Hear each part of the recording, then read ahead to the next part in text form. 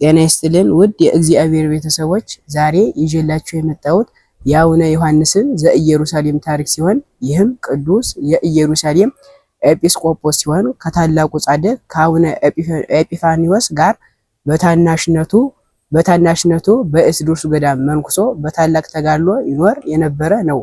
የእርሱም ደግነቱ፣ ትሩፋቱ፣ ቅድስናው ታላቅ ተጋድሎው በቦታው ሁሉ ተሰማ። ከዚህም በኋላ አቡነ ኤጲፋኒዎስን በቆጵሮስ ሀገር ኤጲስቆጶስ አድርገው ሲሾሙት አቡነ ዮሐንስን ደግሞ የኢየሩሳሌም ኤጲስቆጶስ አድርገው ሾሙት።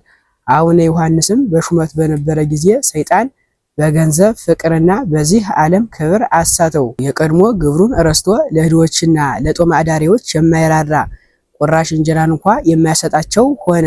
ይልቁንም ለራሱ ብዙ ገንዘብ ሰብስቦ ለማዕዱ የሚመገበትን የወርቅና የብር ሳህን አሰርቶ በድሎት የሚኖር ሆነ። አቡነ ኤጲፋኒዎስም ይህንን በሰማ ጊዜ የአቡነ ዮሐንስን የቀድሞ ተጋድሎውን መናኝነቱንና ፍቅሩንም አስታውሶ እጅግ አዘነ።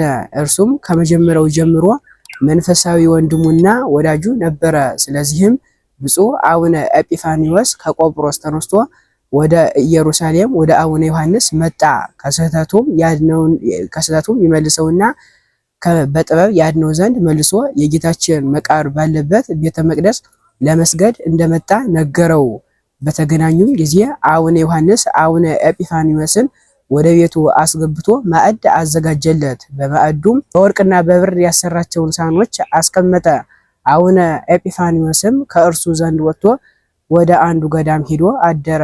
ወደ አቡነ ዮሐንስም እንዲህ የሚል መልእክት ላከ። ወንድሜ ሆይ ከቆጵሮስ ሀገር ሽማግሌዎችና የሕዝቡ መምህራን ወደ እኔ መጥተዋልና በእነርሱ ፊት ታከብረኝ ዘንድ ከወርቅና ከብር ያሰራቸውን የከበሩ የማዕድ ዕቃዎችን ይመገቧቸው ዘንድ ወደ እኔ እንድትልክልኝ ብሎ መልእክት ላከበት። አቡነ ዮሐንስም የከበሩ የማዕድ ዕቃዎቹን ላከለት። አቡነ ኤጲፋኒዎስም የከበሩ የማዕድ ዕቃዎችን ወስዶ ሸጣቸውና ገንዘቡን ሁሉ ለድሆችና ለምስኪኖች መጸወተው። ሁለቱም በተገናኙ ጊዜ አቡነ ዮሐንስ የላኩልህን የከበሩ የማዕድ ዕቃዎችን መልስልኝ አለው። አቡነ ኤጲፋኒዎስም እሺ አለው። በሌላም ጊዜ እስከ 3 ጊዜ ደጋግሞ ጠየቀው። በአንዲት ዕለትም የጌታችን መቃብር ካለበት ቤተ መቅደስ ሲወጣ አግኝቶ ያዘውና ንብረቶችን ካልሰጠህ ብሎ ግድ አለው። አቡነ ኤጲፋኒዎስም ወደ ጌታችን መድኃኒታችን ኢየሱስ ክርስቶስ ቢጸልይ የአቡነ ዮሐንስ 2 ዓይኖቹ ወዲያውኑ ታወሩ። እርሱም እጅግ ደንግጦ ይቅር ይለው ዘንድ አቡነ ኤጲፋኒዎስን ለመነው። አቡነ ኤጲፋኒዎስም የእውነት መጸጸቱን አውቆ አንዲቱን ዓይኑን አበራለት።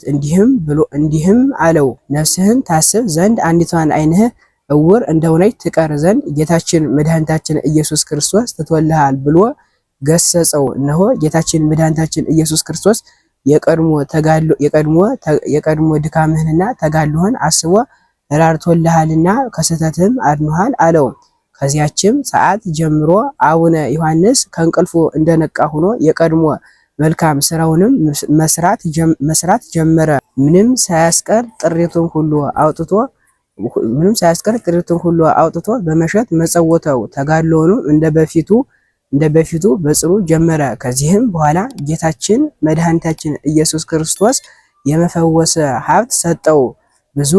ብዙ ታምራትን እያደረገ ወንጌልን እየሰበከ ብዙ ካገለገለና ጌታችን መድኃኒታችን ኢየሱስ ክርስቶስ ታላቅ ቃል ኪዳን ከገባለት በኋላ ሰኔ 13 ቀን በሰላም አረፈ።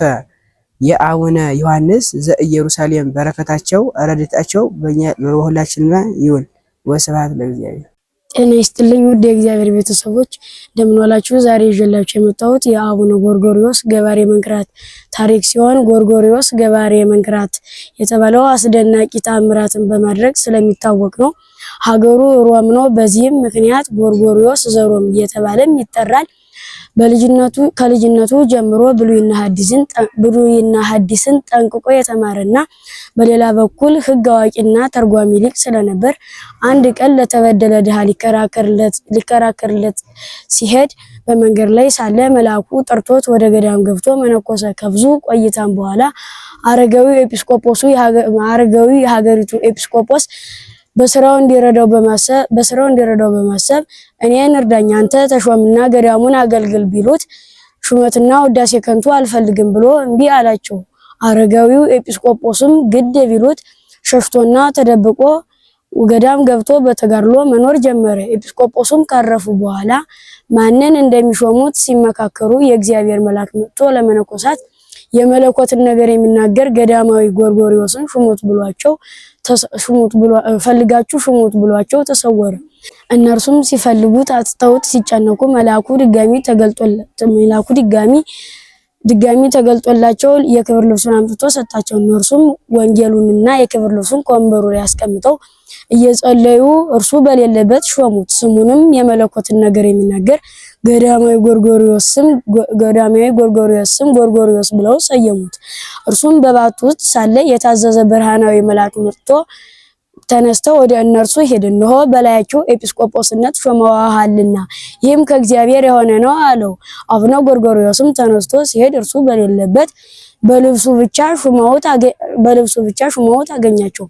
አቡነ ጎርጎርዮስም ሹመት አልፈልግም ብሎ ከብቃቱ የተነሳ በተአምራት ከመካከላቸው ተሰውሮባቸው ሄደ። መልአኩም እየመራ ወስዶ ያለበትን ካሳያቸውና ለእርሱ በሹመቱ ፈቃደ እግዚአብሔር መሆኑን ነግሮት በሹመቱ እንዲጸና አድርጎታል። ከዚህም በኋላ እጅግ አስገራሚ ተአምራትን ሲያደርግ ኖሯል። ሁለት ወንድማማቾች በጋራ የሚጠቀሙበት ብዙ ዓሣዎች የሚጠመድበት አንድ ባህር ነበረ። እነርሱም በእኔ ይገባኛል ተጣልተው ባለመስማማት ከአቡነ ጎርጎርዮስ ዘንድ ሄዱ። አባታችንም ሊያስማማቸው ቢሉ እምቢ አሉ። አቡነ ጎርጎርዮስም በተአምራት ባህሩን አድርቆ የሚታረስ መሬት አድርጎ ሰጣቸው።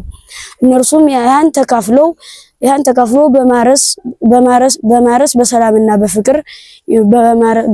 በፍቅር ኖሩ። እግዚአብሔርም በአቡነ ጎርጎርዮስ እጅ ሌሎች እጅግ አስገራሚ ተአምራትን አደረገ። በዚህም ምክንያት ጻድቁ ጎርጎርዮስ ገባሬ መንክራት ተብሎ ይጠራል። በስሙም አንድ ቅዳሴ አለው። ይህም ቅዳሴ በዕለተ ሆሳዕና በዓል ይቀደሳል። ሃይማኖተ አበውና የሊቃውንት መጻሕፍት በስፋት የሚጠቅሱት ይህ ጻድቅ አገልግሎቱን ከፈጸመ በኋላ በተወለደበትና በተሾመበት ዕለት ህዳር 21 ቀን አርፏል። የአቡነ ጎርጎርዮስ ገባሬ መንክራት ተአምር በልቦናችን ላይ ይደር።